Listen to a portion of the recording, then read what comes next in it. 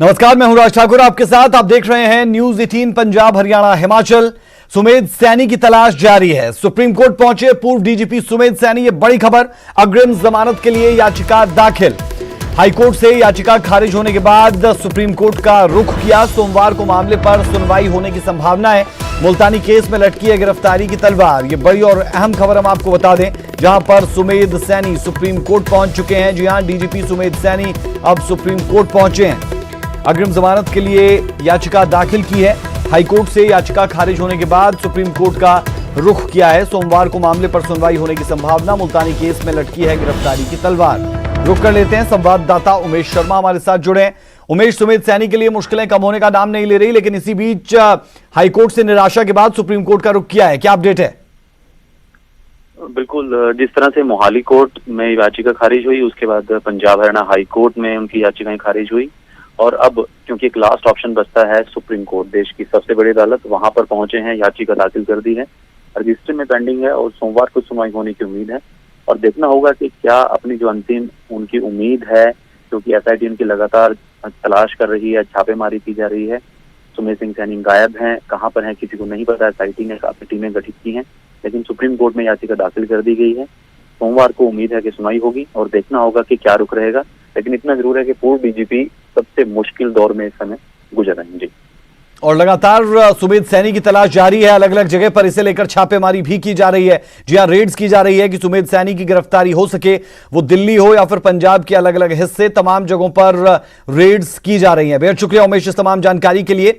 तो अपडेट हम आपको ये बता दें कि हाईकोर्ट से निराशा के बाद सुप्रीम कोर्ट की तरफ रुख कर चुके हैं सुमेध सैनी।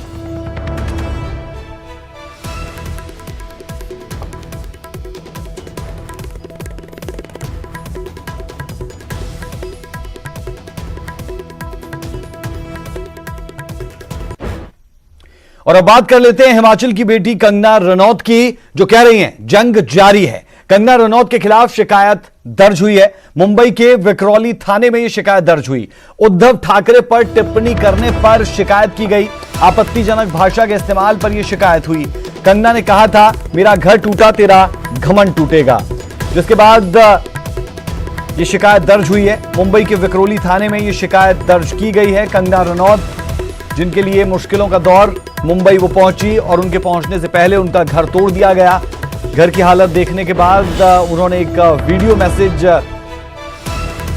ट्विटर पर पोस्ट किया, जिसमें उन्होंने कहा कि मेरा घर टूटा तेरा घमंड टूटेगा, जिसे लेकर आपत्तिजनक शब्दों के इस्तेमाल को लेकर एक शिकायत उनके खिलाफ दर्ज की गई विक्रोली थाने में। तुझे क्या लगता है कि तूने फिल्म माफिया के साथ मिलके मेरा घर तोड़ के मुझसे बहुत बड़ा बदला लिया है? आज मेरा घर टूटा है, कल तेरा घमंड टूटेगा। ये वक्त का पहिया है, याद रखना, हमेशा एक जैसा नहीं रहता। और मुझे लगता है कि तुमने मुझ पर बहुत बड़ा एहसान किया है, क्योंकि मुझे पता तो था कि कश्मीरी पंडितों पे क्या बीती होगी। आज मैंने महसूस किया है, और आज मैं इस देश को वचन देती हूँ कि मैं सिर्फ अयोध्या पे ही नहीं, कश्मीर पे भी एक फिल्म बनाऊंगी और अपने देशवासियों को जगाऊंगी, क्योंकि मुझे पता था हमारे साथ होगा तो होगा, लेकिन मेरे साथ हुआ है, इसका कोई मतलब है, इसके कोई मायने हैं। और उद्धव ठाकरे, ये जो क्रूरता और ये जो आतंक है, अच्छा हुआ ये मेरे साथ हुआ, क्योंकि इसके कुछ मायने हैं। जय हिंद, जय महाराष्ट्र। तो एक तरफ कंगना के इस बयान को लेकर कंगना पर शिकायत उनके खिलाफ दी गई, वहीं दूसरी तरफ कंगना को लेकर बेशर्मी पर शिवसेना उतरी है। सार्वजनिक शौचालय पर लगाई कंगना की तस्वीर। शौचालय पर कंगना के खिलाफ प्रदर्शन भी किया गया। उद्धव ठाकरे पर बयानबाजी को लेकर प्रदर्शन हुआ। हम बता दें आपको कि ये पोस्टर, वो जहां पर कंगना रनौत का पोस्टर लगाया गया, एक शौचालय को कंगना का नाम दे दिया गया, और उसके बाद आप देख सकते हैं कि चप्पलों का इस्तेमाल कर पोस्टर पर चप्पल से वार भी किया जा रहा है। तो कुल मिलाकर फूहड़पन की ये तस्वीरें जो साफ तौर पर एक ऐसी मानसिकता की तरफ इशारा करती है जिस पर सवाल उठ रहे हैं, और जब ऐसे मामले सामने आएंगे तो फिर सवाल उठते भी रहेंगे। कंगना को लेकर बेशर्मी पर उतरी शिवसेना, अगर ये कहा जाए तो गलत नहीं।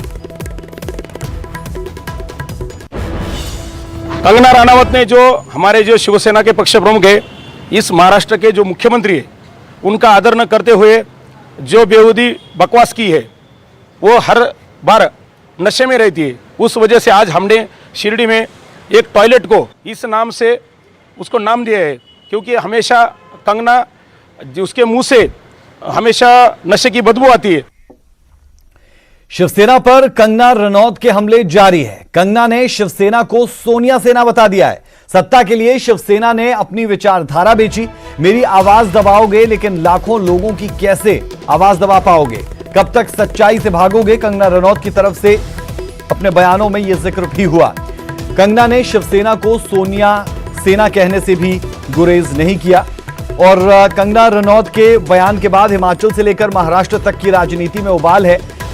हिमाचल के सीएम जयराम ठाकुर ने भी न्यूज 18 के साथ बातचीत के दौरान इन तमाम बातों का जिक्र किया और ये तक कहा कि जो कुछ कंगना रनौत के साथ हुआ वो दुर्भाग्यपूर्ण है।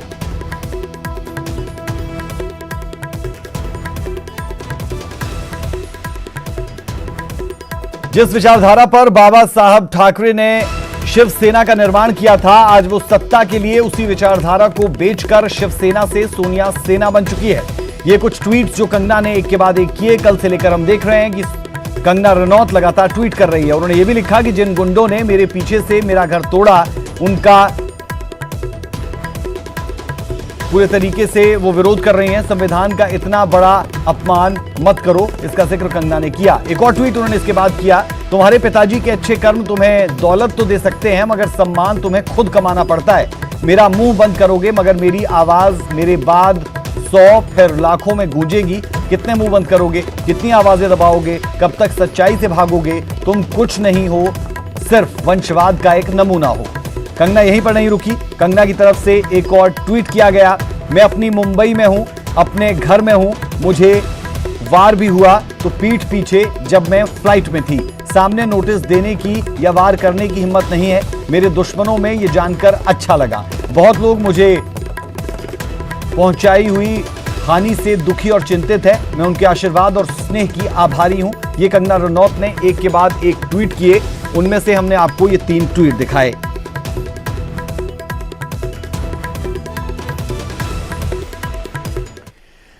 बीएमसी की कार्रवाई पर हिमाचल के सीएम भी भड़के। महाराष्ट्र की उद्धव सरकार पर सीधा हमला बोला। कंगना पर बदले की भावना से अत्याचार हुआ। हिमाचल की बेटी का अपमान हुआ। बेटी का अपमान सहन नहीं कर सकते। हमारी सरकार हिमाचल की बेटी के साथ है। जयराम ठाकुर की तरफ से यह बयान दिया गया। तो कुल मिलाकर सीधे तौर पर सीएम कंगना के साथ नजर आए और बीएमसी की कार्रवाई पर हिमाचल के सीएम भड़के हैं।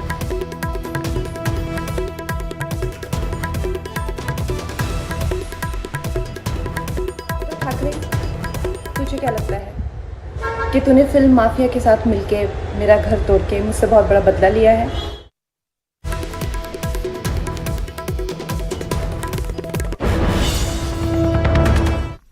तो कंगना रनौत को लेकर आप कह सकते हैं हिमाचल से लेकर मुंबई तक या फिर कहें हिमाचल से लेकर महाराष्ट्र तक सियासत उफान पर है। क्या बीजेपी कंगना का बदला प्रियंका से लेंगी? यह सवाल इसलिए कि मुंबई में हिमाचल की बेटी कंगना रनौत के साथ उद्धव सरकार ने जो किया वो सबके सामने है। लेकिन अब हिमाचल में प्रियंका गांधी का घर तोड़ने की मांग उठने लगी है। मुंबई में टूटा कंगना का दफ्तर, शिमला में टूटेगा प्रियंका का घर। क्या बीजेपी लेगी कंगना का बदला? कंगना पर हिमाचल में सियासी उफान।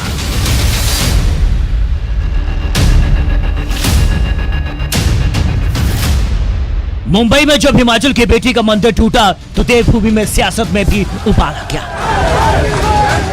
शिमला में बीजेपी ने कांग्रेस के खिलाफ ही मोर्चा खोल दिया और वे इसलिए कि महाराष्ट्र सरकार में कांग्रेस शिवसेना की सहयोगी है। लेकिन कांग्रेस की चुप्पी पर सवाल खड़े हो रहे हैं। यही वजह है कि बीजेपी महिला मोर्चा ने शिमला में कांग्रेस कार्यालय के सामने प्रदर्शन किया।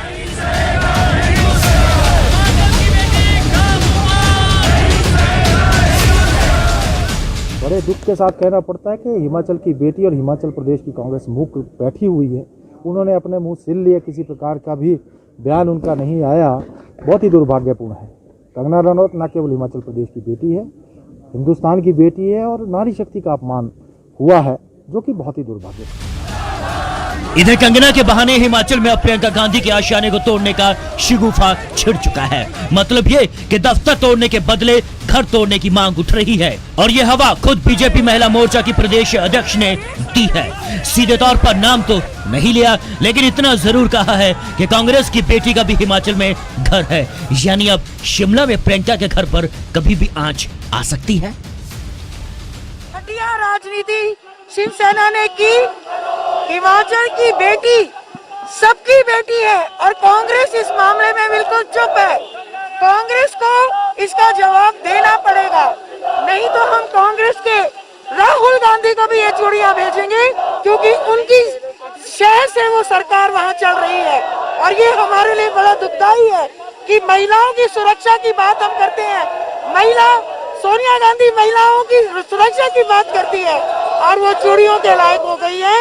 और उद्धव ठाकरे और संजय राउत को हमारी सारी महिला मोर्चा ये कहना चाहेगी कि जितनी बहनें यहाँ पर हैं, हम सब जो है उनके खिलाफ है। अगर बात निकली है तो फिर दूर तलक जाना तय ही है। हालांकि हिमाचल बीजेपी के अध्यक्ष सुरेश कश्यप को फिलहाल सूद के बयान की जानकारी नहीं है, लेकिन सवाल है कि क्या बीजेपी कंगना का बदला प्रियंका से चुकाएगी और कहीं ऐसा ना हो कि कांग्रेस की चुप्पी का खामियाजा हिमाचल में प्रियंका को चुकाना पड़े।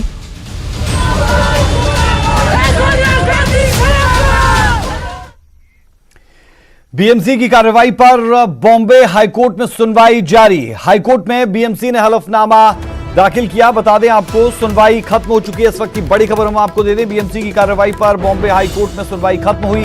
हाईकोर्ट में बीएमसी ने हलफनामा दाखिल किया। बीएमसी ने अपनी कार्रवाई को सही बताया। अवैध निर्माण पर कार्रवाई की गई। बीएमसी की तरफ से यह कहा गया गैर कानूनी तरीके से निर्माण किया गया।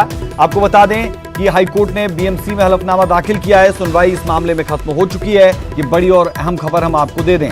रुक कर लेते हैं, मुंबई से संवाददाता अमित राय हमारे साथ जुड़े हैं। अमित, कंगना के घर को तोड़ने को लेकर अब सियासत भी होने लगी है। हिमाचल के सीएम से लेकर और तमाम जो दिग्गज नेता है वो बयानबाजी कर रहे हैं, लेकिन अब मामला हाईकोर्ट पहुंच चुका है। क्या अपडेट जो आज सुनवाई हुई?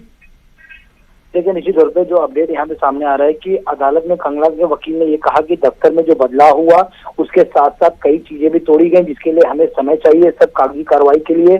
3 दिन का जो समय कंगना के वकील ने मांगा था, तो वकील ने कहा कि इस मामले में कई बातें हमें रखनी है, जिसके लिए समय चाहिए। तो और उसके बाद जो है बीएमसी के मुताबिक जो बीएमसी के लॉयर ने ये कहा कि ये पहले एक बंगला था जिसे बाद में दफ्तर बनाया गया था, कई कामकाज अंदर किया गया था, जिसके चलते बीएमसी ने कार्रवाई की है। तो जब कंगना के वकील ने समय मांगा तो बीएमसी के वकील ने भी कहा कि हमें भी समय चाहिए इस पूरे मामले में अपनी कागजी कार्रवाई के लिए। तो अदालत में ये तय हुआ कि 22 सितंबर को जो है अगली सुनवाई होगी, लेकिन तब तक ना कुछ तोड़ा जाएगा ना कुछ जोड़ा जाएगा इस सुनवाई तक। और बीएमसी को जवाब देने के लिए 18 सितंबर तक का वक्त दिया गया है और 14 सितंबर तक कंगना के वकील जो है इस पूरे मामले में जो है जवाब देंगे। और बॉम्बे हाईकोर्ट में बीएमसी ने जो अपना हलफनामा सबमिट किया, उसमें ये कहा कि बीएमसी ने कार्रवाई को सही बताया, अवैध निर्माण पे कार्रवाई की और बीएमसी ने तोड़फोड़ को भी जो है सही ठहराया है और कहा कि गैर कानूनी रूप से बदलाव किया था, इसलिए हमने तोड़फोड़ की।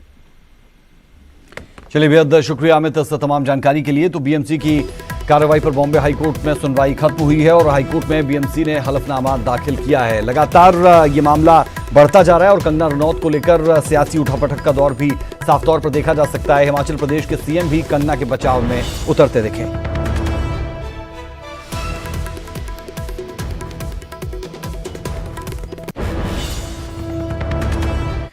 अगली खबर का रुख कर लेते हैं और खबर कृषि अध्यादेश से जुड़ी। कृषि अध्यादेशों के खिलाफ किसानों का हल्ला बोल। हरियाणा में जगह जगह किसानों ने मोर्चा खोल दिया। कुरुक्षेत्र में पुलिस और किसानों के बीच झड़प भी हुई। नेशनल हाईवे को जाम करने पहुंचे थे किसान। पुलिस ने प्रदर्शनकारियों पर लाठीचार्ज किया। जवाब में कुछ लोगों ने पुलिस पर पथराव किया। दिल्ली अमृतसर नेशनल हाईवे पर जबरदस्त बवाल हुआ। रैली में जाने से रोकने पर किसान भड़के, पुलिस से झड़प भी हुई। तस्वीरें आप देख सकते हैं, 2 तस्वीरें आपकी टीवी स्क्रीन पर है, जहां पर रोहतक से लेकर पीपली तक की तस्वीरें हम आपको दिखा रहे हैं। हरियाणा के अलग अलग हिस्सों की तस्वीरें हम आपको दिखा रहे हैं और यहां पर साफ तौर पर यह भी देखा जा सकता है कि पुलिस इस दौरान बल प्रयोग करती हुई नजर आई और कहीं ना कहीं जरूरत भी थी, क्योंकि पत्थरबाजी भी एक तरफ से हुई, तो उस दौरान की भी ये तस्वीरें। दूसरी तरफ बलराज कुंडू को रोकने की कोशिश की गई पुलिस की तरफ से कि वो प्रदर्शन स्थल तक ना पहुंच पाए। कुल मिलाकर कृषि अध्यादेशों को लेकर जो विरोध केंद्र सरकार का किसान कर रहे थे, उसे लेकर आज महाविरोध आप कह सकते हैं और रैलियां बुलाई गई थी, उसे रोकने की पूरी कोशिश की गई। पुलिस बल किस तरीके से इस कृषि अध्यादेशों के विरोध को रोकने की कोशिश में था, देखा जा सकता है।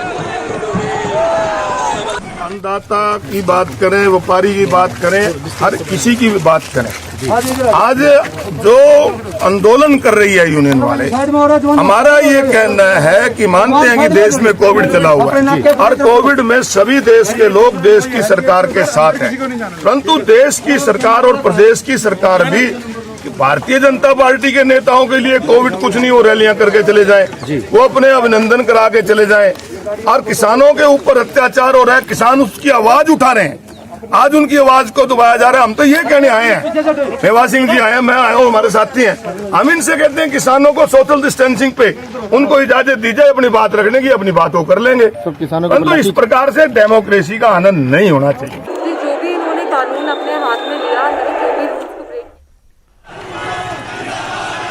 और अब आपको दिखाते हैं 5 तस्वीरें। इन 5 तस्वीरों में आप पूरे हरियाणा का हाल देख पाएंगे। फतेहाबाद से लेकर करनाल, करनाल से लेकर कुरुक्षेत्र, हिसार और हिसार के बाद रोहतक की आप जो बड़ी तस्वीर सबसे देख पा रहे हैं वो रोहतक की है, जहां पर बवाल की ये तस्वीरें देखी जा सकती है। गाड़ी को रोकने की कोशिश में जो अधिकारी थे, पुलिसकर्मी थे, वो साफ तौर पर दिखाई दिए। कृषि अध्यादेशों का विरोध हो रहा था फतेहाबाद से लेकर करनाल, रोहतक, कुरुक्षेत्र, हिसार, तकरीबन पूरे हरियाणा में।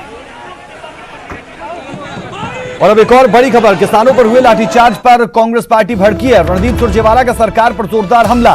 क्या खट्टर सरकार में जरा भी लोकलाज बची है? किसानों को पीटकर आवाज नहीं दबा सकती सरकार। कुरुक्षेत्र में लिखा जाएगा सरकार के अंत का अध्याय। ये रणदीप सुरजेवाला की तरफ से बयान दिया गया है। ट्विटर पर उनकी तरफ से एक वीडियो भी पोस्ट किया गया था। किसानों पर हुए लाठीचार्ज पर कांग्रेस पार्टी के सीनियर नेता रणदीप सुरजेवाला की तरफ से बयान सामने आया।